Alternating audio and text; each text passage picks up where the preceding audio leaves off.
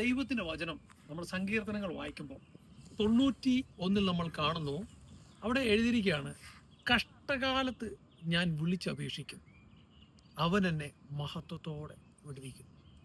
കഷ്ടകാലത്ത് കൂടെ ഇരിക്കുന്ന ദൈവം.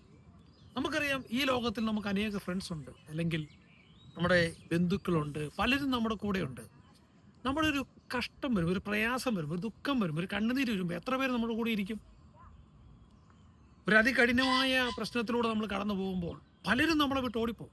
ഒരു നിസ്സാര കേസ് വന്നാൽ മതി, ഒരു നിസ്സാര എന്തെങ്കിലും ഒരു പ്രശ്നം വന്നാൽ മതി, നമ്മളെ വിട്ടിട്ട് അവരെ അകന്നു പോകും.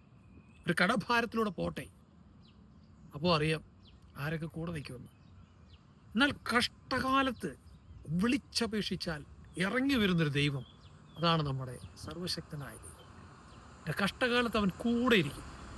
കൂടെ ഇരുന്നിട്ട് നീ തകർന്നു പോകുന്നു എന്ന് നോക്കിയിരിക്കുമല്ല, ദുഷ്ട മനുഷ്യരെ പോലെ, അങ്ങനല്ല. അവൻ കൂടെ ഇരുന്ന് വിടുവിക്കും. എങ്ങനെ? മഹത്വത്തോടെ വിടുവിക്കും.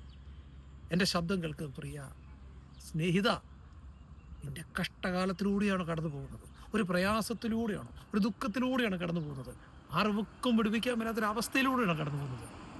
യേശുവിനെ വിളിച്ച് അപേക്ഷിച്ചാട്ടെ, അവൻ നിന്നെ വിടുവിക്കും. എങ്ങനെ? മഹത്വത്തോടെ. ഈ ദിവസങ്ങളിൽ ദൈവത്തിൻ്റെ മഹത്വം നിങ്ങളുടെ വിഷയങ്ങളുടെ മേൽ, നിങ്ങളുടെ സാഹചര്യങ്ങളുടെ മേൽ അധികമായി വെളിപ്പെടട്ടെ. ആമേൻ.